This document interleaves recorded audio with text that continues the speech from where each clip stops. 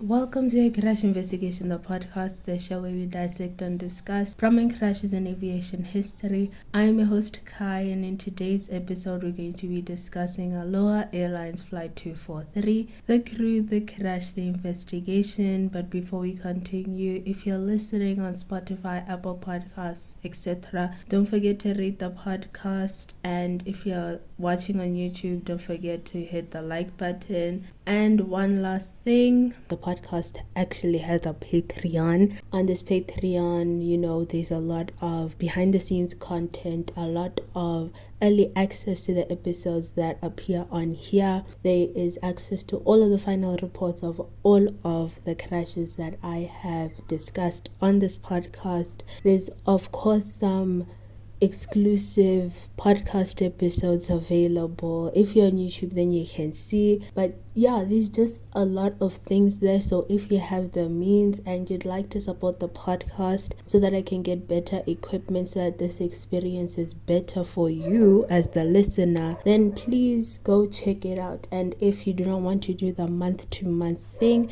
because I know how tough the economy is, then check out our PayPal. The link will be in the show notes. Thank you so much for listening and enjoy the episode. Now that is out of the way, let us get started. Stay tuned.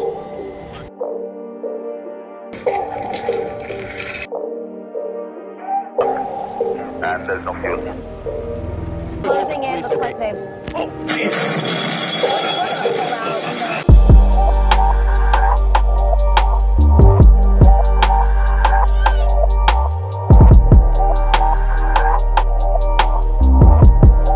Aloha Airlines Flight 243 was a scheduled flight for the 28th of April 1988. Its origin was Hilo International Airport, Hilo, Hawaii, and its destination was Honolulu International Airport, now called Daniel K. Ndoye International Airport, Honolulu, Hawaii. But for the sake of this episode, I'm going to be referring to the airport as Honolulu International Airport, also because this case happened a long time ago. The aircraft used was the Boeing 737-297. I'm going to be referring to this flight as Aloha Flight 243 or Aloha 243. And actually, fun fact, the aircraft's name was Queen Liliuokalani. Sorry if I said that wrong.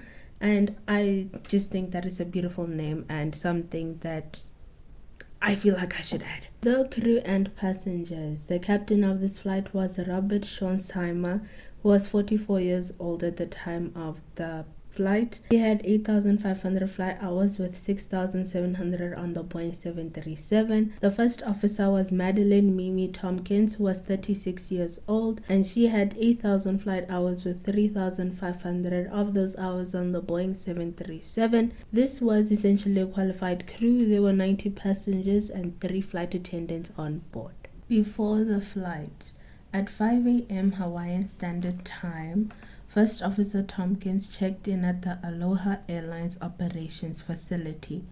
She completed the necessary documents and performed the pre-flight checklist and visual exterior inspection. She found nothing unusual. At 10 minutes past 5 a.m., Captain Schonsheimer checked in, completed his pre-departure duties, then went to the airplane. The crew completed 3 flights, and these 3 flights left from Honolulu and went to Hilo, Maui, and Kauai. These flights were uneventful. Then, at 25 minutes past 1 p.m., Aloha Airlines Flight 243 takes off from Hilo Airport, and it was supposed to land at Honolulu International Airport. In the event of a problem on board, they were told that they could land at Maui's Kahului Airport. First Officer Tompkins conducted the takeoff and climb. The flight was under visual meteorological conditions, and the crew didn't receive any advisories such as the Significant Meteorological Information or SIGMET or the Airman's Meteorological Information AirMet. The aeroplane was leveling out at 24,000 feet or 7,315 meters when both pilots heard a loud sound followed by a whoosh behind them. Debris started to float in the cockpit, meaning that there's a problem. Captain Schonsheimer saw that the cockpit entry door was missing and I quote, There was blue sky where the first class ceiling had been, end quote. Captain Sean Steimer took control of the airplane. However, he said that it felt loose. There was a massive decompression. And if you have been listening to this podcast, you know how dangerous a decompression can be. So, Captain Sean Steimer began an emergency descent. The crew extended the speed brakes and the airspeed at this point was between 280 to 290 knots. The crew had to use hand signals to communicate with each other because they could not hear each other due to the wind and debris. First Officer Tompkins reported that the rate of descent was 4,100 feet or 1,250 meters per minute. First Officer Tompkins turned the transponder to the emergency code 7700 to try and notify the Honolulu Air Route Traffic Control Center or ARTCC.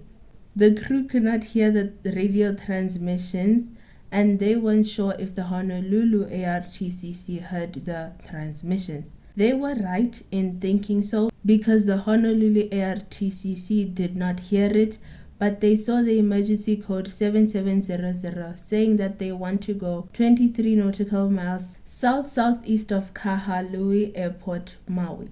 At 12 minutes to 2 p.m., the ARTCC tried to communicate with Aloha Flight 243 with no success. The aeroplane descended to 14,000 feet or 4,267 meters, and that was when First Officer Tompkins switched the radio to the Maui Tower frequency. She then informed the tower about the rapid decompression, declared an emergency, and requested emergency equipment.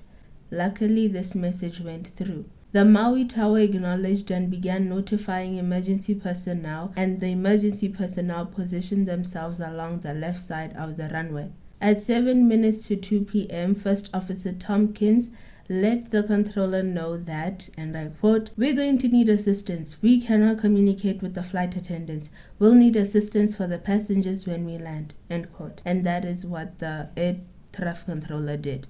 Captain Sean Steimer started slowing the aeroplane down as the aeroplane approached 10,000 feet or 3,048 meters mean sea level. He retracted the speed brakes and started turning towards Maui's runway 2.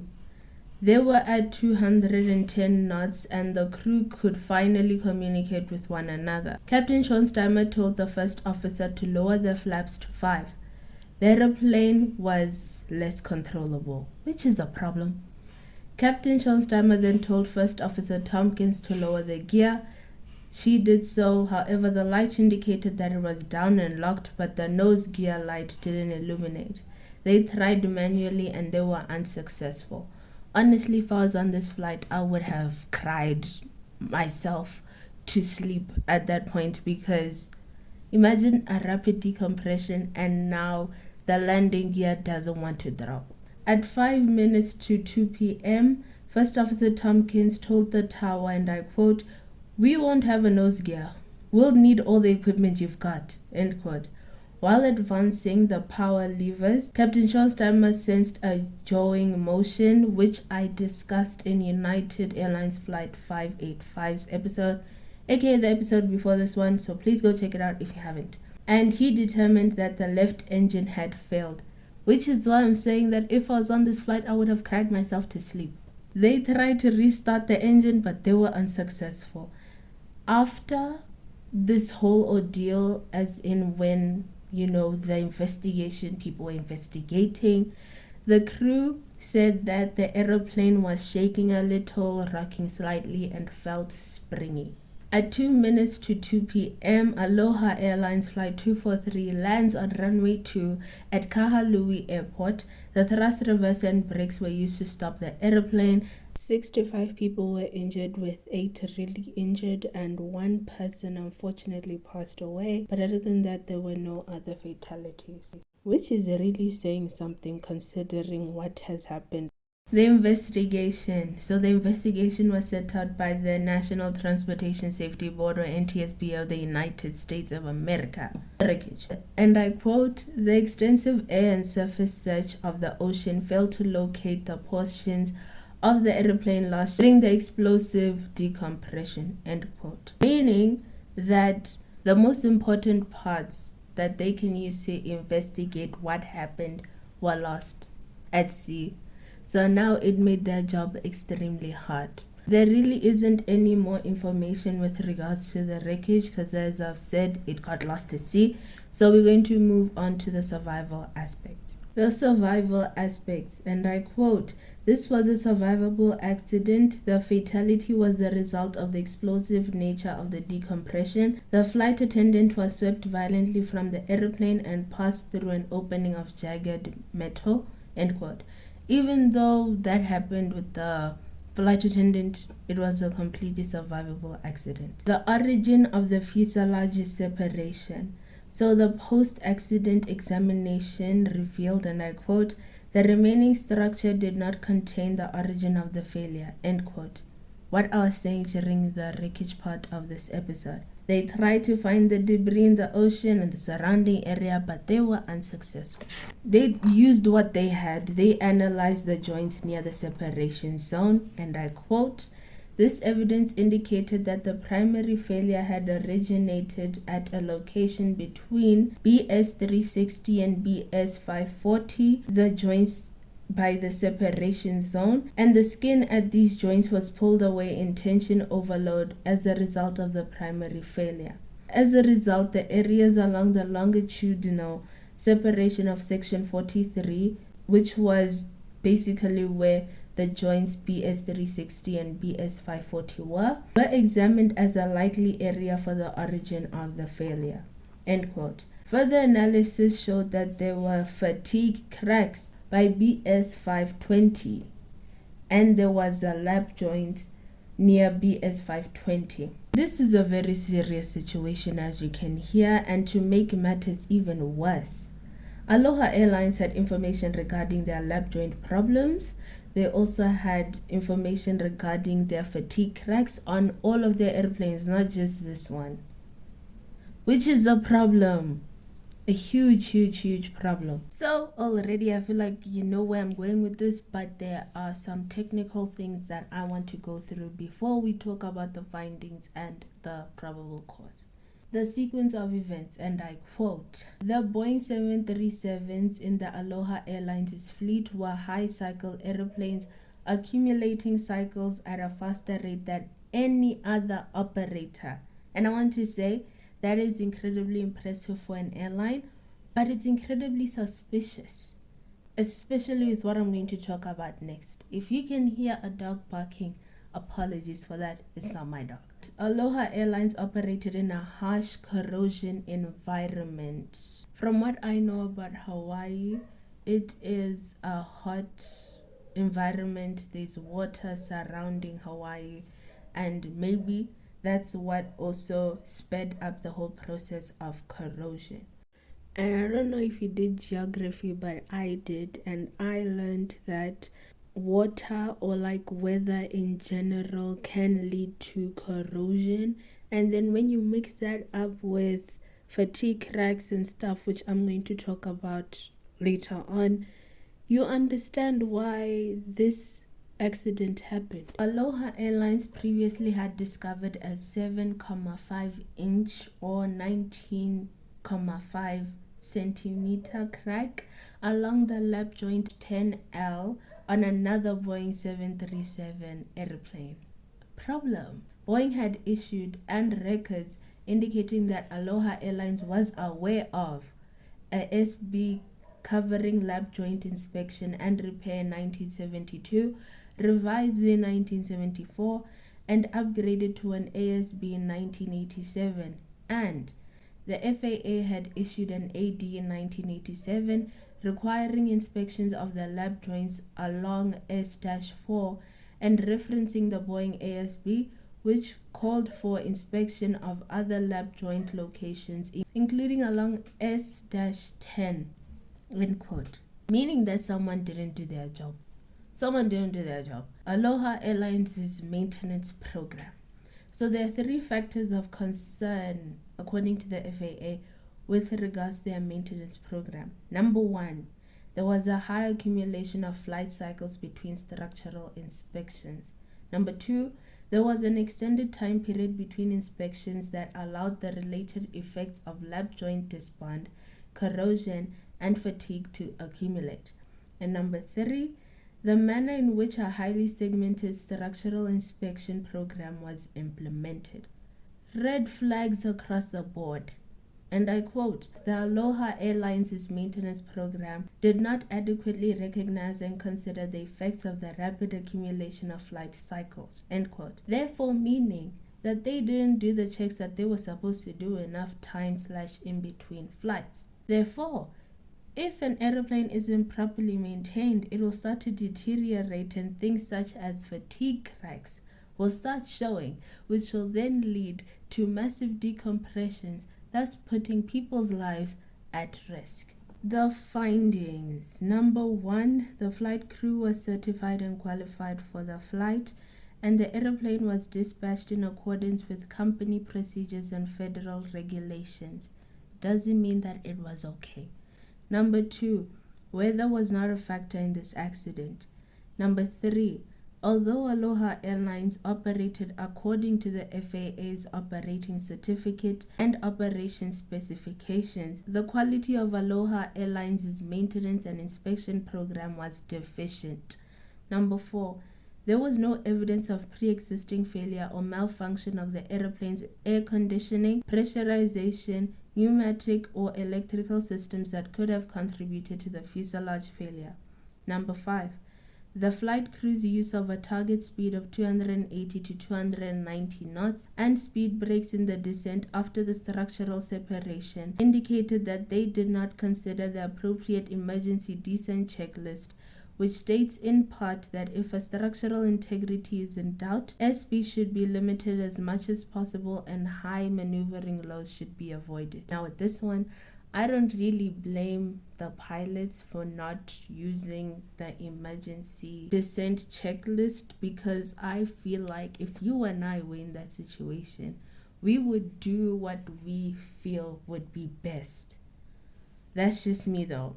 Number 6, the left engine became inoperative because the engine control cable separated due to an increase in cable tension caused by cabin floor deformation coupled with corrosion found in the area of cable separation.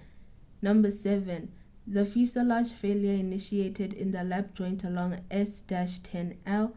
The failure mechanism was a result of multiple site fatigue cracking of the skin adjacent to rivet holes along the lap joint upper rivet row and test strap disband, which negated the fail-safe characteristics of the fuselage.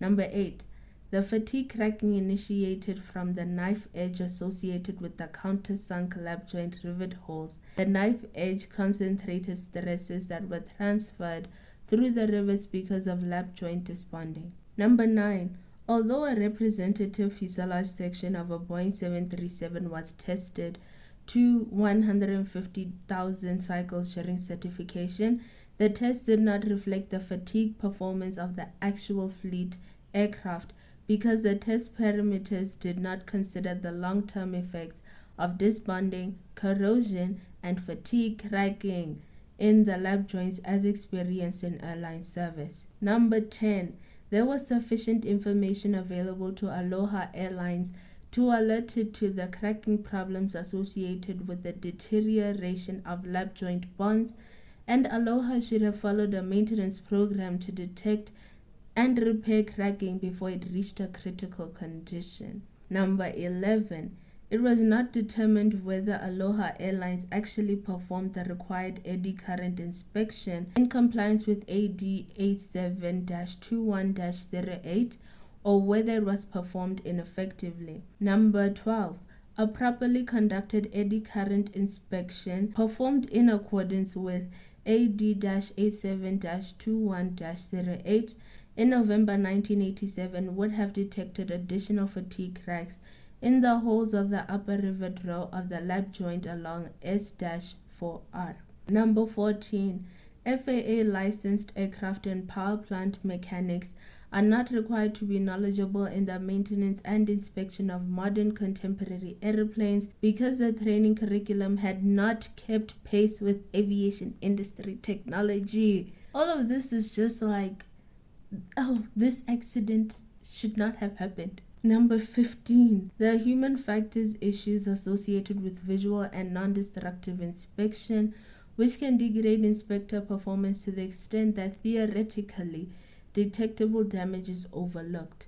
If you want to read all of them, then check out the Patreon. It's like $3 to sign up, and yeah, that's it. You get access to all of the exclusive content, all of the final reports, things like that, because I know that it's hard to get final reports for these cases. So go check it out if you have the means, and if you don't, thank you so much for listening though. The probable cause. The National Transportation Safety Board determines that the probable cause of this accident was the failure of the Aloha Airlines maintenance program to detect the presence of significant desponding and fatigue damage, which ultimately led to the failure of the lap joint at S-10L, the separation of the fuselage upper lobe. Contributing to the accident were the failure of Aloha Airlines management to supervise properly its maintenance force, the failure of the FAA to evaluate properly the Aloha Airlines maintenance program, and to assess the airline's inspection and quality control deficiencies, the failure of the FAA to require Airworthiness Directive 87-21-08 inspection of all of the lap joints proposed by Boeing Alert Service Bulletin SB 737-53A1039, and the lack of a complete determining action, neither generated by Boeing nor required by the FAA, after the discovery of early production difficulties in the Boeing 737 cold bond lap joint, which resulted in low bond durability, corrosion, and premature fatigue cracking. So if you heard, it's Boeing's fault, it's the FAA's fault, it's Aloha Airlines' fault, meaning that it is a mixture of maintenance error, human error, negligence, FAA's error, and structural failure.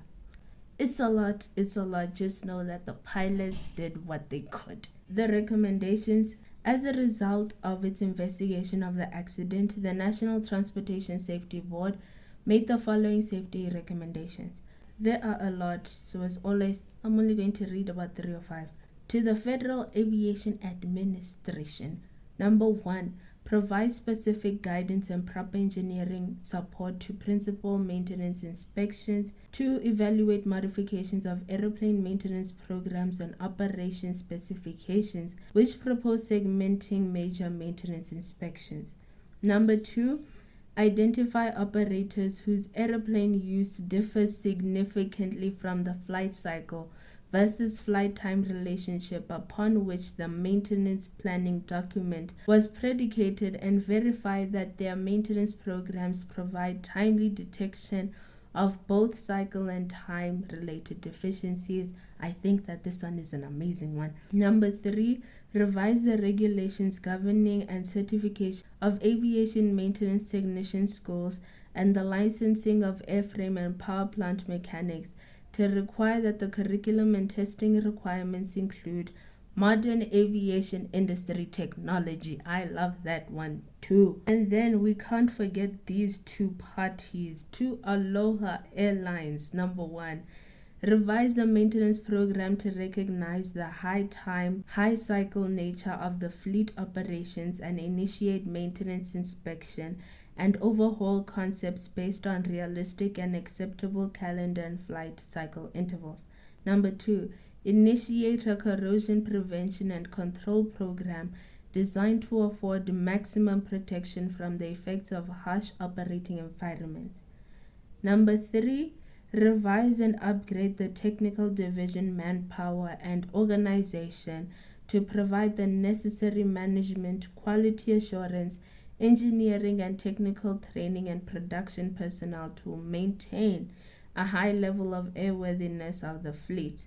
Then to the Air Transport Association. Assist member air carriers to establish maintenance department engineering services to evaluate maintenance practices including structural repair, compliance with airworthiness directives and service bulletins, performance of inspection and quality assurance sections, and overall effectiveness of continuing airworthiness programs. And those are the recommendations. And I know I don't do this for all these other episodes, but I just got really invested with this one because this was a preventable accident. So I just wanted to know if Aloha Airlines was still operating, and they are not. They ceased service in 2008 and they filed for Chapter 11 bankruptcy. So yeah, that's what happened with Aloha Airlines. And you know what?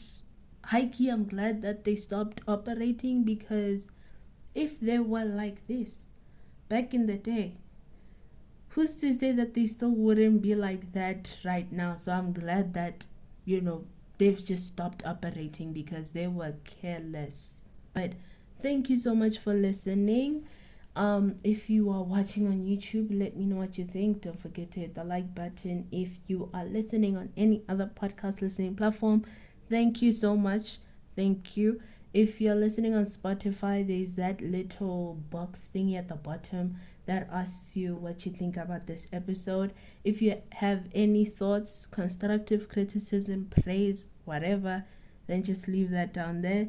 And then if you're listening on all these other ones, Apple Podcasts and Amazon and etc., then just rate the podcast. But thank you so much for listening, and see you next week. Cheers.